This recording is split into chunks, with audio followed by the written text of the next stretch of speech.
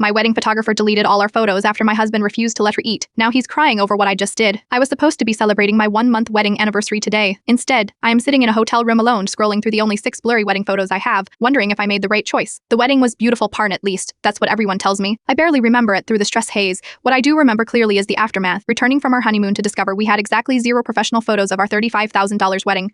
Let me back up. We hired Ad Est, a photographer my cousin had used for her wedding. Her portfolio was stunning, and while she was expensive, $3,000, those photos would be our only lasting memory of the day. The wedding day was chaotic, and my makeup artist arrived late. My mother had a minor meltdown, and everything ran behind schedule. By the time the ceremony ended, we were almost 2 hours delayed. Maya had been working non-stop since 11 a.m. During the reception, I noticed her packing up her equipment around 7:30 p.m. Are you leaving? I asked, panicked. She looked exhausted. I am sorry, but my contract was until 7 o'clock. I've already stayed an extra half hour, but I haven't eaten anything since breakfast. I need to get some food. I immediately told her, please stay. Tea, here is a vendor meal for you, Pert. Let me grab someone to bring it over. I found my new husband Ryan and explained the situation. His response shocked me. We're paying her enough. She can buy her enough. She can buy her own dinner after she finishes her job. I stared at him in disbelief. She's been working for over 8 hours without a break. We specifically arranged vendor meals. Ryan rolled his eyes. Those meals cost $75 each. We're already paying her thousands. She's being unprofessional. Before I could argue further, Ryan approached Etish. I couldn't hear everything, but his tone was dismissive, and I watched her face fall. She glanced at me, then quietly packed up and left. 2 weeks later, we returned from our honeymoon to an email from Tajas, as per our discussion at the wedding. I stayed until 7:30 p.m. despite my contract ending at 7 p.m. I was unable to continue working as I had not been provided the vendor meal outlined in our contract